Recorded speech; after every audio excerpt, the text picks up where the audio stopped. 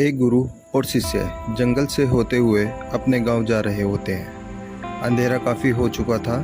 शिष्य ने अपने गुरु से कहा कि गुरुजी, काफ़ी रात हो चुकी है, अगर आप कहें तो आज की रात यहीं आसपास किसी गांव में गुजार लें।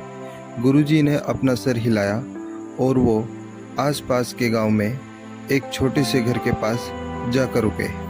जैसे ही वहां गए तो गुरुजी के शिष्य ने दरवाज़ा खटखटाया। उस घर से एक गरीब आदमी बाहर आया तो गुरुजी ने बोला, हम अपने गांव जा रहे थे, लेकिन काफ़ी रात होने के कारण से हमने इस गांव में रुकने का सोचा। क्या हम आज रात आपके यहाँ रुक सकते हैं? गरीब आदमी बोला, हाँ क्यों नहीं, आप दोनों अंदर आ जाइए। अब जैसे ही गुरुजी अंदर गए, उन्होंने देखा कि उस आदमी के घर में बहुत ज़्यादा गरीबी थी। गुरुजी ने उनसे पूछा कि आप काम क्या करते हो? वह गरीब आदमी बोला कि मेरे पास बहुत सारी ज़मीन है। तो गुरुजी ने बोला, अगर तुम्हारे पास बहुत सारी ज़मीन है तो इस तरह से क्यों रह रहे हो? वह आदमी बोला, यह किसी काम की नहीं है। गांव वाले बोलते हैं कि यह बंजर ज़मीन है, यहाँ पर कुछ भी नहीं उगाई जा सकती और वह फसल उगाना बहुत बड़ी बेवकूफ़ी है। गुरुजी ने बोला, तुम्हारा गुजारा कैसे होता है? उसने बोला, मेरे पास एक भैंस है जिससे मेरा पूरा घर चलता है।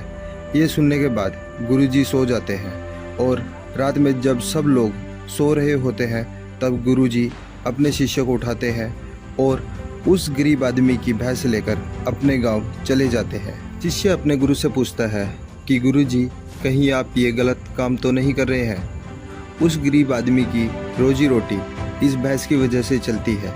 तो गुरुजी ने अपने शिष्य की तरफ देखते हैं और मुस्कुराते हुए आगे बढ़ जाते हैं। उस बात को तकरीबन 10 साल गुजर जाती है और जैसे ही गुरुजी का शिष्य था वह अब बड़ा गुरु बन चुका था। तो एक दिन उन्हें उस गरीब आदमी की याद आती है कि मेरे गुरु ने उस आदमी के साथ अच्छा नहीं किया था।